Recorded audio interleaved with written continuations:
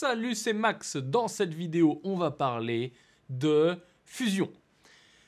Tout le monde attend une vidéo sur Fusion. Mais alors, c'est vraiment, tout le monde veut une vidéo sur Fusion. Donc, la voici. Depuis que j'ai sorti les formations sur DaVinci Resolve pour t'apprendre à faire du montage et des effets sur DaVinci Resolve, tout le monde me dit tous les jours, vraiment. Non mais vraiment, j'ai au moins genre 1 ou 2 ou 3 ou 4 mails plus des commentaires par semaine, c'est de la folie. Tout le monde me dit quand est-ce que tu vas faire une formation sur Fusion? Et à chaque fois je réponds bientôt. Le truc c'est que bientôt c'est pas super précis. Bref, si toi tu te poses la question et que ça t'intéresse la formation Fusion et des vidéos sur Fusion et apprendre plus Fusion, alors pas pour devenir un professionnel sur Fusion, mais pour faire des choses basiques, voilà, maîtriser le logiciel déjà dans un premier temps, et ensuite apprendre à faire des petites choses avec, des choses qui peuvent te servir, c'est vraiment l'objectif, ça va être de faire des choses qui peuvent te servir, et ben tu peux aller voir en description, il y a un lien vers un questionnaire, tu sais que j'adore les questionnaires, et donc du coup tu peux le remplir et tu auras comme ça, j'aurai ton avis, j'aurai ce que tu veux, j'aurai tes attentes, et je pourrai te diriger au moment où elle sera là, elle sera née, je pourrai te diriger vers la formation. Donc voilà, n'hésite pas à remplir ce questionnaire si tu es intéressé. Et sinon, on reprend notre vidéo. Donc dans cette vidéo, on va faire tout simplement un petit... Alors c'est pas un tuto, je vais te montrer ce que j'ai fait et je vais essayer de t'expliquer comment ça marche. Voilà, j'ai fait un truc très simple. Une petite animation graphique que j'ai faite pour Maximus University pour mettre au début de chaque leçon. Et donc du coup, je vais te montrer comment j'ai fait ça dans Fusion parce que je n'ai pas After Effects et j'aime pas After Effects. Enfin si j'aime bien, mais c'est cher. Donc du coup, voici cette petite animation. Voilà. Alors, normalement, c'est en plein écran, hein, comme ça. Donc, c'est très simple, mais voilà, il faut quand même le faire. Et donc, du coup, je vais te montrer dans Fusion comment j'ai fait ça. On va juste regarder mon projet et on fait ça tout de suite. Donc, c'est parti, je te montre ce que j'ai fait dans Fusion. Alors là, je suis sur mon écran tout minuscule puisque j'enregistre avec... j'ai pas le double écran, hein, ce qui est plus pratique. Mais déjà, je te montre très rapidement comment moi, je suis organisé dans Fusion. Sachant que, bien évidemment... si tu ne maîtrises pas du tout Fusion, tu peux aller voir la vidéo que j'ai fait sur Fusion, que je te mets dans le i. Et donc, globalement, comment je m'organise? Ici, j'ai mon visualiseur. Donc, pour l'instant, il n'y a rien dedans parce qu'il n'y a rien dedans. Ici, j'ai mes courbes. Ici, j'ai ma timeline. Et ici, j'ai le flow. Donc, le node flow, c'est là que tu as tous les nodes. Et c'est génial. Et donc, aujourd'hui, attends, je te montre. J'opère Fusion et j'opère mon ordinateur avec un stylet et une tablette. Ça, je t'expliquerai pourquoi dans une autre vidéo. Mais il est très important que je te le dise parce que du coup, potentiellement, je ne vais pas m'en sortir. J'ai jamais fait Fusion avec ça pour l'instant. Voilà. En gros, le galérien est là. On est parti. Donc du coup, là, je veux regarder mon petit espace avec mes nodes. Donc tu vois, j'ai tout plein de nodes. Les nodes, c'est pas compliqué, hein, ça se relie les uns aux autres pour au final faire quelque chose. Et donc là, on va commencer par lire l'arbre de nodes très rapidement. Ici, on clique, on a un background. Donc ça, c'est un fond. Très simple, un fond, voilà, pas plus basique que ça, c'est un fond. Et donc sur ce fond, on va mettre, donc ça c'est un merge, ça permet de relier deux éléments. Donc en gros l'élément il rentre ici, les autres éléments ils rentrent là, ils ressortent par là, et donc du coup c'est voilà, c'est comme une addition, ça fait plus, hop c'est parti. Et donc ici si on regarde ça, ça nous donne, voilà. Donc cette première tout simplement composition, c'est un logo que j'ai transformé pour le mettre à la bonne taille, et le background que tu peux voir ici. Donc très basique, voilà, c'est un background avec un petit dégradé des familles que tu peux voir ici, dégradé radial pour que ce soit rond ici. Donc ici ensuite, on continue, on a le merge, ici on a un autre merge, si on le prend et qu'on le met là, bim, on voit le premier titre que j'ai mis, et si on se déplace ici, tu vois que j'ai un texte ici, et que j'ai un transform pour transformer ce texte, donc pour simplement le faire se déplacer ou autre. Donc si on regarde là, mes animations, ça, c'est un paramètre que j'ai animé. On regarde ici, pareil, j'ai un autre texte. Donc, par définition, si on vient ici et qu'on appuie sur 1, on affiche automatiquement ici. Tu peux aussi cliquer sur les petits boutons en bas. Tac. Là, il veut plus. S'il veut, ça y est. Et donc, du coup, là, tu vois, en gros, tout mon projet. Donc là, toute l'animation que tu as vue tout à l'heure. Et cette animation, tout simplement, tu vois qu'elle est reliée à un dernier truc ici. C'est un saver. Donc, c'est fait pour faire l'export. Hein. C'est un petit peu conceptuel puisque... Si tu as l'habitude d'un logiciel de montage, c'est différent. Mais en gros, ça te sert à faire l'export.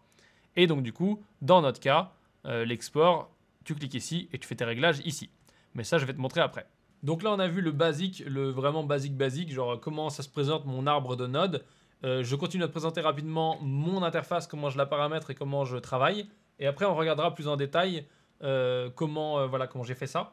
Et comme ça, tu pourras le mettre en parallèle pour tes prochains projets sur Fusion.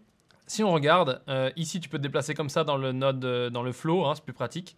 Où tu peux tout simplement cliquer ici et comme ça, tchac, tu te déplaces. Alors moi j'ai paramétré un truc sur ce bouton là de mon stylet, je crois que je sais plus ce que c'est. Non, double clic c'est en haut. Ah oui, et ça c'est panoramique défilement, donc c'est comme si tu faisais un roulette de souris. Mais du coup, bref, pour toi ça veut rien dire ça. Donc voilà, si t'as pas de stylet, trouve ce qu'il fait. Mais je crois que c'est en faisant un clic de souris. Enfin en faisant un clic sur le bouton central. Mais j'ai pas de bouton central parce que j'ai ça. Voilà, très bien. Donc du coup, on est parti. On continue parce que c'est pas très intéressant. Qu'est-ce qui se passe? Là, j'ai tout mon bazar. Moi, je vais regarder mon saver. Donc j'appuie sur 1 ici. Voilà, comme ça, ici, il m'affiche dans mon visualiseur 1 qui est là. Et donc du coup, ensuite, on regarde rapidement. En bas, il y a la ligne du temps. Moi, j'ai limité donc mon travail sur 85 images. Mais tu vois que tu peux avoir 1000 images. Et tu vois que ici, tu as 1000 images dans la timeline. Mais moi, je me suis limité sur les 85. Si on se met là et qu'on zoome sur la timeline, tac, très pratique. On zoome, on se déplace. Allez, s'il te plaît. Tu vois que j'ai mis des points de repère ici. Donc un point de repère, c'est pas compliqué. Tu cliques comme ça et tu le déplaces. Et ça te permet de mettre un point de repère pour faire tes animations. Si tu veux déplacer un point de repère, tu fais comme ça. Et donc du coup, tu peux voir qu'ici, il y a plusieurs choses. Moi, j'ai rien renommé. C'est vraiment un travail de salle que j'ai fait là. Mais tu peux voir qu'ici, j'ai mon merge. Donc j'ai le merge ici, le merge 2, le merge 3. Le merge 3, il est là. Etc., etc. Et en gros, comment j'ai fait ça? Qu'est-ce qui s'est passé? Tout simplement, tu as des points d'animation ici. Donc ça, c'est un point d'animation qui anime un mouvement. Donc le mouvement, tu vois, center. Donc ça, c'est un mouvement de centre. Donc c'est un mouvement de déplacement. Si on regarde, c'est le transform 2. Donc il anime le déplacement de ce texte-là. Et après, tu vois qu'en dessous, bien entendu, j'ai d'autres choses. Donc ici, j'ai pareil des déplacements donc, de centre. Donc ça, c'est pour les faire aller de bas en haut. Tu as vu au début, quand je t'ai montré en plein écran, ce que ça donnait le mouvement. Et tu vois ici que j'ai des trucs blancs. Et ceux-là, c'est tout simplement des animations, mais qui sont différentes, puisque ce n'est pas les mêmes animations. C'est une animation qui est faite avec le merge, ici. Et ici, on va voir, c'est une animation de blend. Donc l'animation de blend, elle te permet, si je la bouge maintenant, de faire un fondu. Voilà, ça me permet de faire arriver mes éléments en fondu, donc je reviens en arrière. Et bien entendu, je les ai animés, comme je t'ai montré dans l'autre vidéo, en faisant ici, si je monte sur un autre truc, en faisant ici Animate. Et donc en faisant Animate, tu peux animer tes trucs. Donc tu peux faire écrire un texte, tu peux faire plein de choses. Tu peux animer tous les paramètres qui ont une petite bande sur le côté. Ça, c'est la timeline. Donc la timeline, ça te sert à gérer le temps et à gérer le placement des points clés. Si tu veux voilà, retimer une animation, tu as fait une apparition avec un fondu par exemple, mais c'est pas la bonne durée, et ben tu vas le retimer. Et du coup, et ben là, tu peux le retamer facilement parce que tu n'as pas besoin d'ouvrir des trucs comme sur After Effects ou quoi. Voilà, tu bouges juste ton petit truc. Je te montre comment on fait très simplement. Tu viens ici, tu te positionnes et tu bouges ton point clé. Voilà, magnifique, très très simple. C'est pas vraiment un point clé, mais c'est un point. Si, c'est un point clé. Maintenant, je vais te montrer une autre partie du logiciel qui est hyper stylée, qui est vraiment trop bien, surtout quand tu as un grand écran. Là, ça va pas, mais très stylé. C'est le Spline Editor. Et là, tu te dis le Spline Editor, mais qu'est-ce que c'est cette merde? Eh ben, je vais te montrer. On va ici, là, on va décaler un petit peu ça. Donc voilà, l'écran est petit, je suis désolé, mais tu comprends ma galère. Ici, il y a le Spline Editor. Tu peux voir qu'il reprend la même courbe du temps, qui est ici. Tu peux voir qu'il y a les mêmes marqueurs, très très pratique. Et tu peux voir que ici, tout est décoché, c'est pas très pratique. Mais c'est les mêmes noms aussi, donc on peut s'y retrouver facilement. Accessoirement, si tu veux changer les noms qu'il y a ici, c'est pas très compliqué. Tu vas tout simplement cliquer sur quelque chose. Tu fais, bon, dans mon cas, c'est F2. Mais sinon, tu peux le faire en faisant un clic droit et en allant dans Rename, comme voilà, c'est assez logique. Et là, tu mets effet, par exemple, ou genre dézoom. Voilà, dézoom. J'en sais rien, on va écrire dézoom, voilà, c'est très moche. On n'écrit pas du tout dézoom comme ça, mais c'est pas grave. Tu fais OK, et du coup, ici, il s'affiche dézoom. Donc, c'est plus pratique parce que quand tu vas devoir contrôler ton effet ici et ici, enfin, contrôler tes paramètres, tu as le bon nom, c'est plus simple. Et quand tu commences à faire des fat projets, c'est vachement bien. Donc maintenant, comment on fait? On fait ici All, et là, il nous affiche tous nos graphes. Très très pratique. Il nous affiche tous nos graphes. Et il y a un truc qui est très important que je vais te montrer. Je te remets l'animation en plein écran. Attention, top animation. Et là, tu vois que le mouvement n'est pas linéaire. Qu'est-ce que ça veut dire, le mouvement n'est pas linéaire? Ça veut dire que tout simplement, tu as la courbe, c'est pas, il va de 0 à 1, par exemple. Il va de 0 à 1 tout droit. Ça fait juste un mouvement pas très joli. En général, il ne faut pas faire ça, c'est moche. Et donc, comment tu fais un mouvement pas linéaire? Eh bien, simplement, tu fais une courbe pas linéaire. Ouais. Non, c'est ça. Donc je te montre, ce qu'on va faire, c'est qu'on va isoler ici une des courbes, parce que sinon ça va être galère. On va isoler celle-ci par exemple, voilà. Donc on va isoler, je crois que c'est, je sais plus laquelle c'est, je sais rien. Donc on va isoler transform 1, on va mettre 1, donc il m'isole transform 1. Et là tu vois que tout simplement, sur transform 1, on a une courbe qui part tout droit, et après qui est courbe ici. Alors que si j'avais fait comme ça, bah ce serait moins bien. Donc je vais te montrer l'incidence que ça a, ce changement. On va se mettre en fit ici, on va se mettre là comme ça, non on va mettre le merge ici. Donc tu vois, regarde bien comment monte le logo. Voilà, il monte tout droit, comme un escalator quoi. On regarde encore une fois, pas super stylé. Si on revient en arrière, voilà, t'as un espèce de, regarde bien encore une fois, t'as un espèce de smooth, t'as un espèce de ralenti, t'as un espèce de truc très stylé, t'as un espèce de truc où tu te dis, waouh, trop stylé, ça fait comme ça, et c'est trop bien. Et tout ça, c'est très simple, tu le fais tout simplement en modifiant ta courbe. Et donc du coup, on va faire des petites modifications de courbe pour voir ce que ça donne. Et je suis arrêté, d'ailleurs, c'est chiant parce que du coup, il y a un micro là, et du coup, le son pour toi, il doit être chiant. Je suis désolé. Si on regarde cette courbe, on va dégager ça. Et si on regarde cette courbe, on fait une petite modification, par exemple, on fait un truc comme ça. On va voir l'incidence que ça a. Ça peut être très intéressant. Donc, on va laisser les textes qu'il y a ici. On pourrait les enlever, on pourrait prévisualiser que cette animation-là. Mais c'est intéressant de voir ce que ça fait en rapport au texte. Et là, on va voir, attention, bon, et bien sûr, il fait le rendu avant. Hein.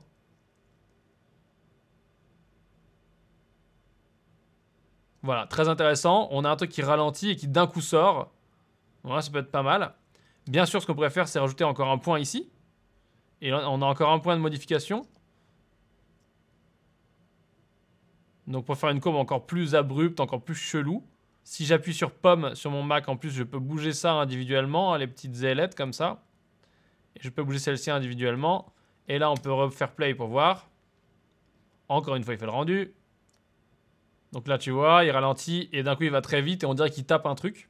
Donc t'imagines que ça, c'est très intéressant, ces courbes de mouvement que tu peux gérer très facilement. Tu vois, c'est très simple. Tu fais une modification, tu vois le résultat. Tu fais une modification, tu vois le résultat. C'est plus facile, je trouve, que dans After Effects où tu dois faire des... Et encore, je connais pas très bien After Effects, mais tu dois faire des expressions. Tu dois changer les types de points clés. Bref, je trouve ça facile. Je trouve ça facile. C'est indépendant des points clés sur la timeline, mais tu peux aussi changer les points clés ici. Donc c'est super. Imagine, tu es en train de faire des animations graphiques. C'est très bien pour les animations graphiques où tu dois faire, je sais pas, sauter une lettre, sauter une balle ou j'en sais rien quoi. Tu dois faire bouger des trucs. C'est vachement pratique parce que tu peux gérer ton animation super précisément ici. Voilà. Donc ça, c'est ce que je voulais te montrer. Si on remet All ici, et je vais revenir en arrière pour avoir d'ailleurs ma belle courbe. S'il te plaît, reviens. Voilà, s'il te plaît, parce que je n'ai pas envie de tout refaire. Voilà. Donc là, j'ai ma belle courbe. Tu peux voir que ici, j'ai d'autres courbes. Hein, c'est pas toutes les mêmes, parce que ça permet d'avoir une animation un peu plus sympa. Mais globalement, il n'y a aucune courbe qui est linéaire. Pour continuer cette petite vidéo sur Fusion, qui est plus une vidéo de style je te montre 2-3 trucs et plus découverte, je vais juste te montrer un dernier truc, c'est comment tu fais tes exports. Et je te montre pas comment tu mets un rush dedans parce que c'est assez simple, tu prends ton rush, tu drag and drop. On va sélectionner tout simplement le saver ici, on va le supprimer parce que sinon c'est trop facile. Et donc du coup, moi je vais faire ici SV pour saver. Là il me dit où est-ce que tu veux le saverer. Donc je lui dis desktop. Là, il faut lui donner un nom. Voilà, donc ce nom-là, ça va aller. Je fais OK. Je mets ça ici pour me repérer. Et accessoirement, tu peux appuyer là et vérifier. Donc là, tu fais play, tu visualises ce que tu vas avoir dans le saver. Donc c'est pas mal de faire ça comme ça. Ça te permet quoi? Ça te permet de ne pas te retrouver à faire n'importe quoi et à sortir un truc que tu as mal géré. Bref, voilà, au moins tu sais ce qui sort. Bon, on va pas se le regarder 1000 fois. Une fois que tu as fait ça, tu cliques sur le saver. Et dans Tool ici, donc là tu as File, tu as Audio, tu as Export, tu as Legal, tu as Format, tu as plein de choses. Nous on va regarder ça pour l'instant. Donc File ici c'est la destination et le nom du fichier. Je te rappelle que les noms de fichiers, il faut éviter d'avoir des accents, des choses comme ça, des caractères spéciaux. Mais moi je me l'autorise. Ensuite en dessous tu as l'Output Format, donc là c'est du QuickTime Movie parce que je veux une vidéo. Je pourrais très bien faire une suite de PNG, par exemple si j'avais un fond transparent. Je pourrais faire des suites d'images, il y a 1000 choses possibles. Moi je ne vais pas me prendre la tête donc je fais ça. Ensuite, on va dans Audio. Dans Audio, il n'y a pas d'audio, donc c'est bon. Ensuite, on va dans Export. Là, on ne change rien. Vraiment, pas de prise de tête. Et on va dans Format. Et là, dans Format, on peut choisir son type de codec. Et tu vois que moi, j'ai plein de choix, c'est magnifique. Et donc du coup, tu peux choisir, tu veux du H264, sachant que si tu vas utiliser ça pour du montage, c'est mieux de mettre un codec déjà propre et déjà beau pour le montage. Donc ça, ce sera plus lourd, mais ce sera mieux. Et derrière, on choisit son framerate. Ensuite, on peut limiter ici de façon à ce que ça soit pas trop lourd. Si par exemple, tu veux envoyer ça par mail à un client ou j'en sais rien quoi, tu peux limiter. Donc ça, c'est comme quand tu fais une compression dans n'importe quel logiciel de compression. Une fois que tu as fait tout ça, tout est paramétré. Tu viens ici sur Render et là, tu fais Start Render. Et lui, il va commencer à calculer. Tu vois que ça marche plutôt pas mal. Tu vois que là, il y a les petits points qui clignotent en vert. C'est une bonne nouvelle. Tu vois que ici, ça tourne. C'est une bonne nouvelle. Et d'ailleurs, à ce moment-là, si tu mets un message d'erreur, eh ben, bonne chance. Parce que c'est chiant. Et c'est très, très chiant. Voilà. C'est pas d'autre... C'est très chiant. Voilà. Parce qu'il faut trouver pourquoi. Il faut remonter la suite des nodes. Il faut regarder la console. Il y a plein de paramètres à gérer. C'est super chiant. Donc, voilà. Il a fini le rendu, on regarde ça. Donc du coup, ça, c'est bonjour, j'ai bien fait le rendu. Regarde comment je suis trop fier, je l'ai fait en 16 secondes 16. Génial, ok, ça on s'en fout. Et donc maintenant, nous, on peut vérifier tout simplement qu'il a bien fait notre rendu. C'est sur le desktop, donc sur le bureau. On ouvre une nouvelle fenêtre. On va sur le bureau. On ouvre notre truc, c'est ça. On regarde. Et là, on a bien, parfait, notre projet, enfin notre rendu en tout cas. On regarde et voilà, c'est nickel, c'est l'animation. Tout va bien, c'est magnifique. Pour ceux qui suivent pas sur Facebook, en même temps je poste quasiment jamais, il faut que je poste plus. Mais regarde ça, voilà, vous avez voté et vous avez voté pour Premiere. Et du coup je fais une vidéo sur Fusion. Donc voilà, là je vais faire des vidéos sur Fusion un peu plus. Je vais essayer de vous montrer des trucs pratiques que vous pouvez mettre en pratique pour vos montages. Donc n'hésitez pas à laisser des idées en dessous. Donc du coup, ce que tu vas faire, c'est que si tu veux suivre la formation, la future formation sur Fusion, qui sera pas une grosse formation, qui sera une formation voilà, digeste en tout cas, qui est pas, le but c'est pas de t'apprendre tout Fusion et de t'apprendre tous les workflows Fusion, c'est d'apprendre à faire des choses rapidement pour que tu puisses avoir voilà, pour réaliser des choses toi-même. Voilà, contrairement à la formation DaVinci Resolve où là l'objectif c'est que tu maîtrises le logiciel et que tu saches faire des choses, tu as compris la différence. Donc si tu es intéressé par cette formation, laisse un commentaire et dis je suis intéressé par la formation si tu as envie, mais globalement je veux que tu remplisses le questionnaire, c'est très important, très important. Très très important. Si tu n'es pas intéressé par la formation, c'est pas grave, je t'aime quand même. Et tu peux laisser un commentaire, comme ça je t'aimerai encore plus. Et tu dis juste, ouais, trop bien cette vidéo sur Fusion, j'ai appris ça, j'ai appris ça, j'ai appris ça. Ou tu dis juste bonjour. Voilà. Celui qui écrit juste bonjour, ça va pas faire. Et bien entendu, sinon, les basiques, tu peux mettre le pouce vers le haut, tu peux mettre le petit partage, voilà, tu peux partager, tu peux commenter, tu peux faire tout ce que tu veux. Et je te dis à plus dans la prochaine vidéo.